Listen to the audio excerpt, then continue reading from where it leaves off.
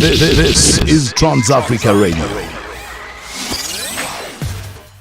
And that was Yemi Alade featuring AKA with Mama Africa, and that is a collaboration between Nigeria and South Africa. Before that, I played you Silverstone with Incredible featuring Iki Chooks, and before that, I gave you an amazing one there by DJ Maphorisa featuring Davido and AKA and Sikwadro Pedro with Belinda the Remix. The time right now is 1 minute past 6 p.m. Central African time, and of course, as promised, I have Refilwe Modiselle in the studio.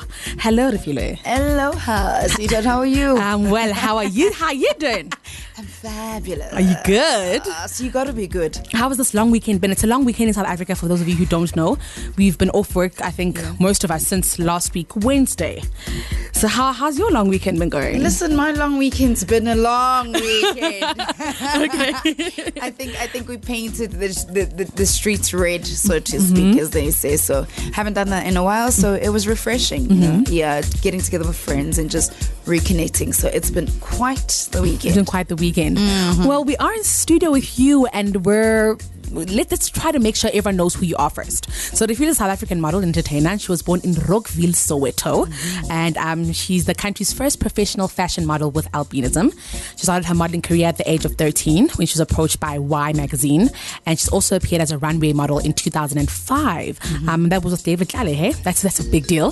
That is a big deal. He was the first designer. He was the first. He saw the vision. First big designer. Yeah, he saw the vision, and she's since then been featured in Oprah magazine, and that's a big deal. And of course, she has two amazing sisters. And if your ear is on the ground in terms of entertainment industry, that'd be Candace and Winter Modiselle, and they are the Modiselle sisters. The three of them, they are a trio, right? Yes, the Kardashians without the scandal. Yeah, without the scandal. Yeah, the ones who don't kiss the men. The plastic in the scandal. So, Refilwe, tell us, who were you as a child? And I can imagine you were growing up with albinism and firstborn, right? Yeah. You're the older side of the sisters. So big task already, but you're different. What was that like? Listen, I'm not different. I'm just a whole lot of glow. A whole lot of glow. A whole lot of vanilla. Listen, I'm the vanilla queen. Yes. Okay, jokes aside, and just to rectify something, I am Africa's first successful model with albinism. So it's not just South Africa. Oh, wow. It's for the entire continent. I've basically set foot for everybody. And growing up, Refilwe was very to herself child in terms of being like quiet, academically inclined, because I came from a family that's very academic. And I wasn't as upfront as I am now and as outward as now. Yeah. But Refilwe has just been a girl who grew up in a family which is filled with a lot of love and a lot of laughter. And growing with albinism, born in the township, you can imagine that it's something that's not easy, because first of all, you're this white being who's amongst black people. But you speak vernacular and wow. Listen. It's like a Chinese movie, all right, that needs subtitles, because you're like, wait a minute, what's going on? And she looks kind of white. Why is she speaking vernacular? But I mean, that's a state that I grew up in. In the township, it's not something that's quite easy because people can't identify. And it was during the apartheid era, so which made it even worse, because race is such a big factor, and especially in this country, it's not just everywhere, it's also here as well. And being in that space was I wouldn't say it was tough. A lot of people assume that I might have had it really rough. That wasn't the case. I only realized that there was the big difference when I stepped out of the home. Okay, in the home, I was treated with the utmost of love. There wasn't anything that was quite different for me. So raised well, went to good schools. But as I said, the challenges only came when I stepped outside of the house. When people made you aware that, no, wait a minute, there's something about you. In school, I was the only child with albinism. In every school that I went to, in every space that I was in, I was literally the one who stuck out like a sore thumb. But it never really affected me, because I think I was instilled with a sense of strength from a very young age to be able to know and identify and know myself, to not really listen to what people had to say, but know what love was and who I was. Yeah, because I was going to ask you is, when you are growing up in the township, and people assume that you would have faced many challenges. Where does the confidence come from? That's a big. I mean, there's people who don't deal with albinism who aren't as confident as you. They just aren't, and that's from being a girl, and of course just being insecure as a young woman. How did you even overcome that? Confidence starts with the values that you are instilled with from home. I think the environment plays such a big role, and I come from a very free family, so they allowed me to be who I could be and never really sheltered me and felt the need to hold me in, because I find that that's a problem. The minute you start to do that to your kids, they're not able to develop their own identity. They're not able to develop their full personality. And for me, that's what they did. My family just pushed me to allow me to be Refilwe and never really sheltered me and treated me like an egg, like, oh, don't do this, don't do that. Yeah. There were obviously protective measures, but the freedom to be Refilwe was very key. And beyond even that, I think even with the sense of self, I'll say that I'm so blessed that God gave me a DNA to be able to have a little bit of that tenacity and that let me not say anything wrong on the have a little bit of that I don't care mentality to a certain degree, because you need to be able to gain a thick skin to deal with society. I think just the difficulties of rejection and discrimination in different forms was one of the things that built me into being a hard person, because as soft as I am, I'm very hard. You don't mess with me. There was somebody who once said it in the industry, Shade Gilbert, and she said to me, she knew me from school, TV presenter, and she said to me, if you knew this girl from school, you would not mess with her. And not in a bully type of way, but in the sense that I walked around, you could not say anything that was wrong to me and I would not have a response for you, because I would respond. It wouldn't be in a bully type of way or anything like that, but it would be in a very respectful sense to say that I'm going to speak up. Do you have a problem? Say something. So how are you not a mean girl? Because you walked in here with an amazing positive energy. I mean, how are you not a mean girl? You know what? Because life has taught me that love is the greatest thing ever. You can't be a mean girl, because you have to understand, you have to have a mindset that says, it's not about you. What people do to you very often is not about you. It's about themselves. And I come from a space where I had to understand that the world might not know where I'm coming from. So I need to help you to come into my space and receive me. That's interesting. Exactly. Yeah. So it takes you away from being... Very often I think that you don't need to be mean to people. When you return love, when you give back love, it's returned with love as well. We don't all need to be broken, battered people. Trust me, 100%. I've had experiences in my life which have been so heartbreaking and so... too much, too much for just one person. But I think you make a conscious decision in your life that you will return whatever adversity or whatever bad thing that happens in your life with love. And when you were growing up, what did you want to be when you were 13? Were we going to model? Were we going to be in the entertainment industry? What were we going to do? Because you were academically inclined as well. So what were we going to do? What was the plan? Serious academia to the point that even when I graduated in college, I had to get 5 distinctions and be Listen, no bimbo at all. I never envisioned myself in the entertainment industry, because it's even worse that in this country or even around the world, there was no actual reference of people like myself in such spaces. So here's somebody who's thrown into the deep end literally without actually knowing that she was going to do this. Growing up, I just wanted to be a graphic designer. I wanted to be in multimedia. I was that girl, creative, yes, at heart, but there was no reference to me seeing myself as a model or a face. So, I mean, when Sheldon Gopman came to my house and he had a conversation with my mother and said, you know what, we like her, we like what she looks like. Would you be willing to push her into that space? Not even push her, but allow us to use her in that space. It was like can we just not have this conversation? We don't know what you guys are talking about. But I think for me as a child, the curiosity killed the cat. And I was like, Mom, please, you know, can you just let me do this? See. I don't know what this is. I don't know what this is. And even for her as a parent, it was scary. So went into my first shoot. And little did I know that that would be the beginning of my destiny and purpose.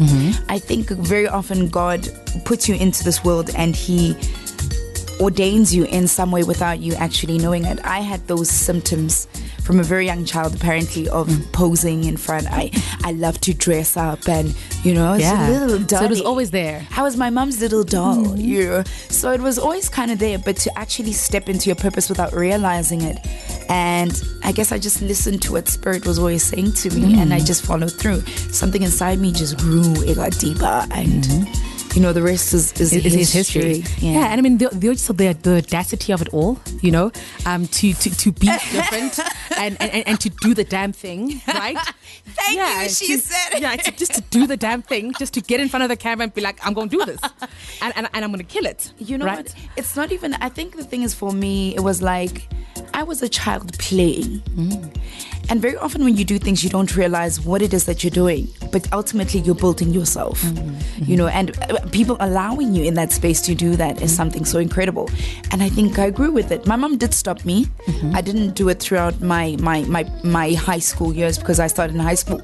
She didn't allow me. She was like, look, I'm not ready for this, because at the time I was supposed to do Julian, open up for Julian, was a big designer back then for SA Fashion Week.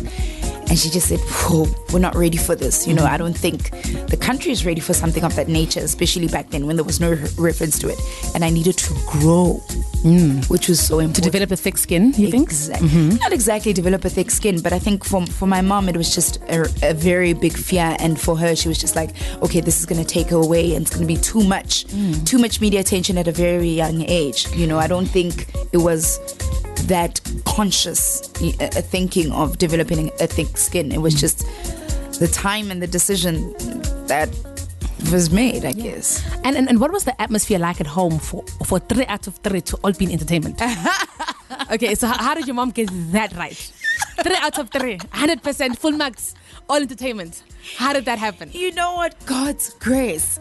I think everybody looks at my mom, Gracie, by the way, Gracie. What are the chances? Everybody looks at my mom and they're like, we give you a round of applause, because first of all your kids are graduates. They're females, black females, who are all graduates under one household. They're all in entertainment. There's no child that's gone out of the bounds to disrespect her mother in any way. They're like, Mom, how do you do it? Because there was no help whatsoever. My mom raised us alone. There were tough times at home. Everybody assumes that you have things on a silver platter. That was never, especially if you're going to good schools, right? It's like, but they go to Model C, these kids. No, it's not like that. She literally had to fight. It was only later in my life that I had to find out that there were days when my mom would go to work walking with no money, because she had to provide in the home, where you find that lights are switched off, but you don't know exactly what's going on. You're thinking, no, Eskom lights off. But you just don't know that there were tough times. And she never showed us that.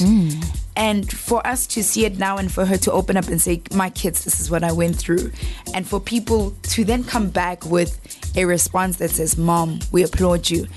For us, it's to make her more proud than anything. She always says to us that I was never given wealth in the form of money. God gave me wealth through my children. That's amazing. Yeah, that is amazing. So it's a crazy that feels household. nice, eh? Yeah, that feels nice. It's a crazy household. All three in entertainment, people assume that, also with sisters, that we'll get on each other's nerves and stuff like that. I think what people don't understand is that, number one, we never pushed each other. In terms of, people think that you get a heads up because somebody is your family member. That's not the case. Everybody's built it for themselves, because even as an older sister, I was very adamant in saying, build your own road. Identify with yourself. Never ever feel like you need to be a shadow underneath me. Build your own things. So it's a crazy household, very crazy household. We don't act, we don't perform. There's just a whole lot of love and laughter amongst ourselves. And I think the thing is, we're able to identify that everybody's got their own specific gift. Respect that. Allow a person to go through their own route. Yes, give advice, but never impose on the next one. And we're just there to build each other as well. And as an older sister living with albinism, what were your fears? Were your fears for your little sisters? Your fears for yourself? What were you scared of? Were you scared of anything? Listen, my fears have never come from albinism. Okay, that's amazing. And this is what I want people to understand, that being Refilwe, my albinism has never been a thing. That's not a thing for me. I go through any other problem or any other thinking like any other being. I have people problems. I don't have albinism problems. That's incredible. Yeah. So, which is very different, because the thing is, the minute you start to walk in that, like, I've got albinism, and it becomes you, instead of you treating like something that is separate from you know, from whatever problems that you have in your life. Because what happens is that a lot of people develop victim syndrome. Yeah. And that stops you from living. The minute you step out of it, deal with it. Whatever it is, it doesn't even have to be albinism. It could be, you know, it could be diabetes. It could be HIV and AIDS. It could be anything basically that you deal with. Dark skin. Listen, everybody's got an ailment. All right. The minute you step outside of that and understand yourself as a human being and what it is you're here to do, then you live beyond that. And we are continuing this thing. Refilwe, let's talk about some of your big campaigns, right? So off air, we spoke about how Refilwe actually escaped corporate. She made the big move. the big move out of corporate, right? Yeah. And you have an advertising background, so... I do. Yeah. Okay, first big campaign was obviously 13 years old. People know me from Y Magazine 5-page editorial. Represent the millennium. Represent the millennium. And then at about 18, 19, I did L'Oreal Mizani, which was the runway hair show. And then 2005, David Tlale. I've done Clive Rundell. I've done, oh my gosh, I've been the brand ambassador for the Legit Summer Campaign, the first one actually. That's when they verified me as South Africa's first. After 12 years of being in the industry. Yeah. So people don't realize. Yes, some work went in. I'm now in 18 years. Ooh. I'm not 18. I'm 18 years in. But if you want to reach 18, I don't think she'll be unhappy. No, I don't mind. I don't mind. I'm cool with my age. 31 is fine. I'm content. You actually have a very young spirit. I know. Yeah, you have a very, very young spirit. Yeah. We'll keep that going. I think it's about to good Sunday. I actually paid that earlier, so yes, you're 100% correct. So some of those big campaigns as well. And did a profile for CNN as well, being acknowledged obviously as Africa's first successful model with albinism. Named one of 13 African game changers in the continent. Wow. Whew, man, the list is like endless. Jeez.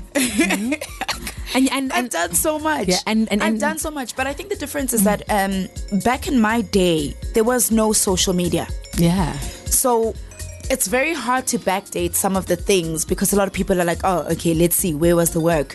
You can't backdate certain things because there was no social media for it. And I don't think I really cared about keeping clips of magazines and all of that because I was really quite young. I mean, where will you find a YMAG now? Do you know where you find it? No.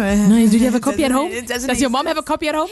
And some of the publications don't exist anymore. But I mean, okay. I've built, I opened up the doors for a lot of people that are in the industry, whether you want to be a model, whether you're an actor as well, because that's what happened also is that there's this light that's all of a sudden shone to give people an opportunity. Though we still struggle. Trust you me, there's still that struggle. I have to work 10 times harder than anybody. I'm still not going to be cast for a TV show because people are still feeling a little bit uncomfortable as to, are we okay with really showing this on the regular on our TV screens? Because what is this? That we're showing on the regular? This, exactly. Yeah, okay. It's like, what is this? Unfortunately as well, because also because of the big thing that's happening, the epidemic in terms of albinism killings and so on. I think, people tend to be a little bit apprehensive, but still think that clients are more on the traditional context. They want to keep what is okay for people instead of teaching them the reality of what we live in. Yeah. And that's especially in the African context, in the African continent, which brings us to your activism. When did you decide that you'd be an activist? Let me be very honest. I think I didn't realize that I was an activist until I was in it. Yeah. Because you're constantly fighting. You're constantly fighting. Guys, give me a chance here. Give me a chance. And even on media platforms when you're speaking, technically speaking, yes, I was speaking for myself, but I didn't realize that I was speaking for other people who would have not necessarily had a voice. And I think it was only in the past couple of years that I've had to take it really quite seriously and say, Refilwe, your purpose is bigger than just yourself being in entertainment. Now you really need to stand for something that is so important. You constantly speak about it on the entertainment scale and media platforms and through the work that you do. Now be about it. And albinism activism is very close to my heart in terms of just fighting for people to identify us as just normal human beings, you know, accept us into society, allow us the space to be in places where we can explore, especially in the media space. There's not a lot of representation, and that's something that I constantly fight for. I'm like, why is it that I cannot be categorized as any other black person, and why is it that when we do shows we're typecast into the same story type instead of just bringing Refilwe onto the platform because she has the potential and capability. And of course, when you do your activism work, is it something that you set time out? So for instance, right now I'm being an activist, or is it a matter of I'm living my life?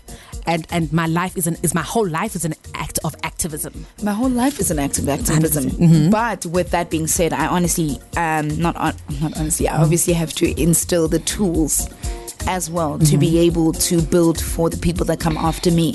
So it's not the selfishness of just about me now. It's the fact that I have to counsel parents with kids who have albinism. I have a lot of that happen. And he or she asks, is dating different when you're living with albinism? How can I say it? It's different in the context of how guys first receive you. Because I think very often just the typical girl with albinism who's not so groomed might have a more difficult time in terms of exuding their personality. For me, I found that my personality is what draws a lot of guys in, and the fact that I actually make the means to look good. Typically, it's not an albinism thing, it should be an every girl thing. Make an effort to look good and maybe guys will actually look at you. But on a more personal basis, for me, I haven't really had a problem. I know that other people do have a problem because, you know, guys tend to be a little bit judgmental, or just generally society. Even women, by the way, women are very judgmental towards each other. I mean, I've had a situation where I was in a relationship and literally we'd gone to like an area, which I don't want to say a rural area, so to speak, but it wasn't exactly an urban area. And I literally had him tell me and say, you know, there's a lady that came up to me and said, oh, you're dating a girl with albinism? Like, really? You're dating a girl with albinism? And I thought, why didn't you give her to me? So I can have her. So I can say a thing or two and say, honey, it's actually not about the albinism. It's because of other things that I give. Yeah.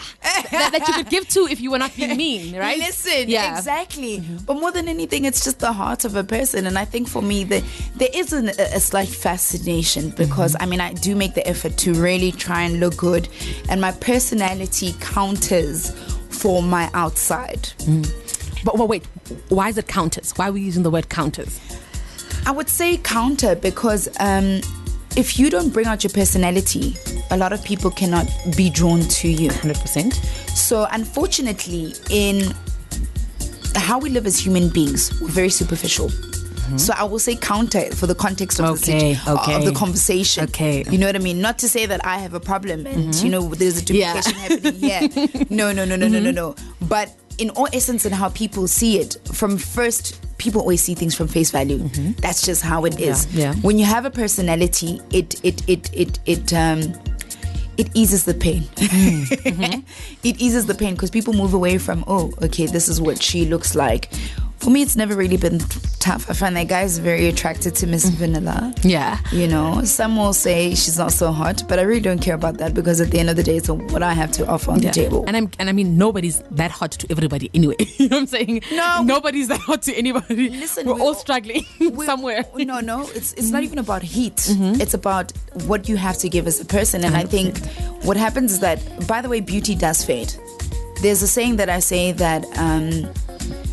it's not even a saying, but it's something that I have on my Twitter, on my Twitter avatar, and it says that it's so interesting how you might call me ugly, but I've built my success, my love, and my legacy. So, what is your perception of my beauty going to do for you?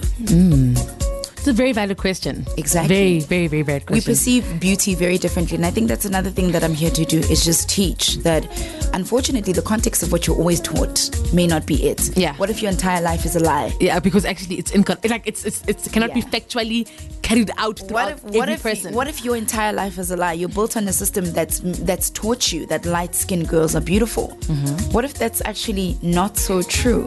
Only because it's something that society is built. Yeah, and you've been like brainwashed and that's what you think. Exactly. Yeah. So unfortunately, it's the same principle, I think, to a certain degree, is that we're brainwashed to think that people with albinism are ugly, inverted commas.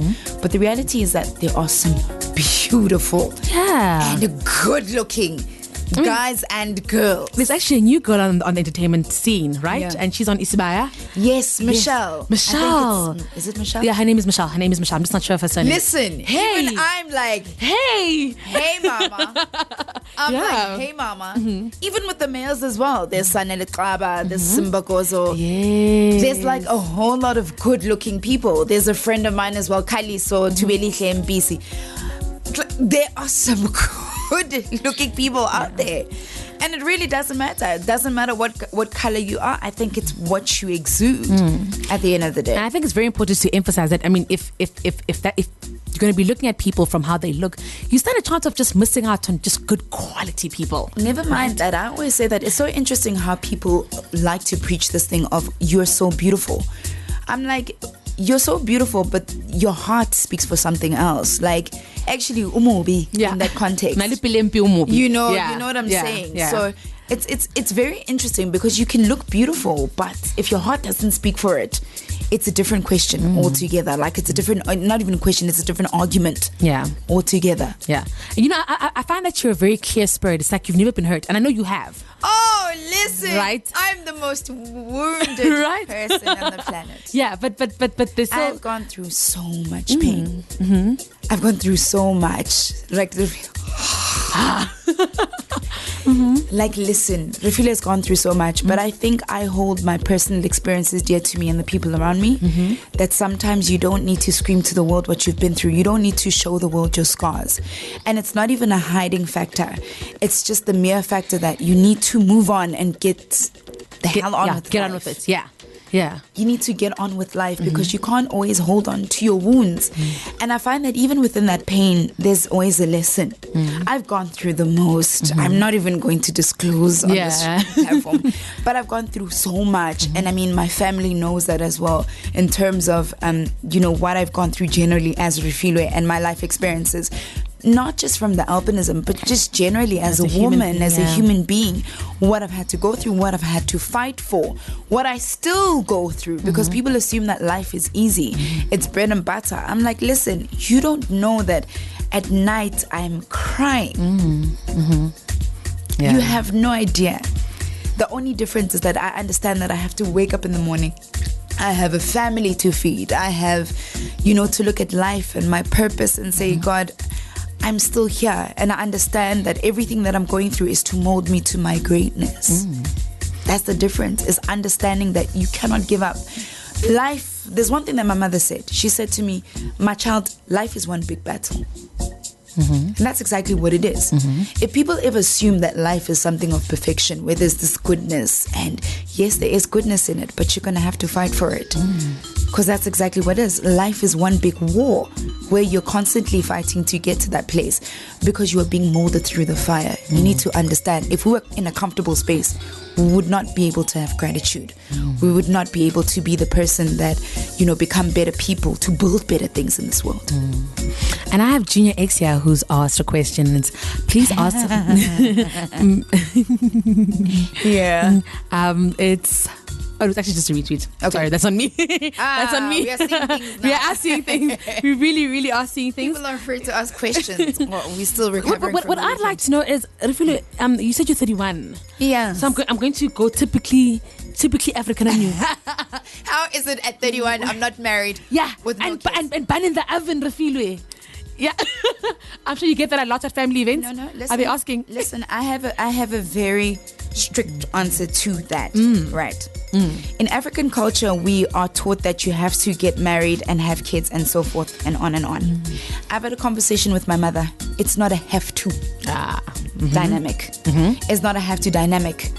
We are not raised to understand our own power as people, individuals, before you step into that zone. Yeah. And for me, I've had the freedom where my mom understands that a marriage and kids are a blessing. It is not an ambition. It is not an accomplishment. Yeah. That is not your success. On a box to tick. No, Yeah. it is not. Unfortunately, it's not at the top of the list. And a lot of us as African girls, we are taught that defines you as a person. And we must aspire to it, and it's part of the process. And, Exactly. yeah. We understand it, yes, and it's fine and it's okay. And I don't take anything away from it. I hope and I pray one day, Lord willing, that I will get married and I will have children. But there's something that I understand, that it needs to be a blessing in my life that God has ordained and said, my child, I'm ready to take you to that level. Yeah. You're not laying up at night and some. No, I hope and I pray for it. Yeah. But there's also understanding that He gives us differently and at different times. If it is not my time to get married and have kids, then it's not. I cannot force it. Then I'm going into a space where I will be opening myself up to things that are volatile and I'm maybe not ready for. And there's a whole lot of I'm ready discontentment. for it. I'm okay with it. But my God needs to be able to say, my child, I'm ready to give you that step. Yeah. Because there's a growth level as well in all of that. There's a growing process. People rush for these things. Yeah, and then forward, like, it's real. Listen, do you even understand that marriage is the next level of life in terms of a graduation from a relationship that you have mastered certain things? It's not to say that marriage is the ultimate, because you still go through learning, but everything has a level. Have you passed that level to get to that next stage where you're really fully are going to be able to handle everything that it comes with? Yeah. And I think you get it. I think you get it better than most people, because I think most people, I asked because at 31, most girls, most women are kind of freaking out, you know? Listen, there is a freak out element, because that society does. They put a pressure to you to be that person. But I also understand that it's something that you cannot force. There are people like Oprah. Who's to say that you're not happy in whatever space that you're in? And I mean, she has a lot of children. She does. Because in your purpose, you kind of... And we're given differently. We really are given differently. For me, I'm just like, you know what, Lord, you will will it in the time that it does happen. It's not to say that I don't wish for it. It's not... And I'm not cursed, by the way, because I know Africans, we like to say that, hey, but this one, she cursed now. Yeah. Where do you get this accent? She cursed now. I can speak that accent. Yeah, you can speak it. I can speak in any accents. there's that misconception, and it's just like, no, guys, just chill. Allow processes to happen in your life, and everything will fall into place. There's a reason why I'm still at the stage. And another thing for me is that I am a very difficult person. I've been through a lot, and I want to be able to have somebody that's able to take me with my flaws and all. And yes, a lot of people will say, oh, but this one, she's a little bit of a tough cookie. But I have to be a tough cookie, because whatever I'm building for my kids, and my children must be able to, you know, be combined in a DNA that I have agreed to. Hey, that's deep. That's very deep. Now, we are wrapping up the interview, and we have $1 million question right here on Trans Africa Radio. What is it? Trans Africa Radio plays 100% African music. Yeah. What does that mean to you? What do you think about a radio station that is purely African, 100% African content, and 100% African music? You know, Africa is the beginning and the end. Yes. Of a lot of things, and this is what I'll say. I think for a very long time we haven't identified our own strength as Africans, and Africa is moving into a space where you know, it is finding its mark in the world. The unfortunate part is that other entities feel like they have ownership to it. What I think is that there is like a consciousness that is happening, that is arising, where Africa needs to take back what belongs to it. Alrighty, and that is how we wrap this up.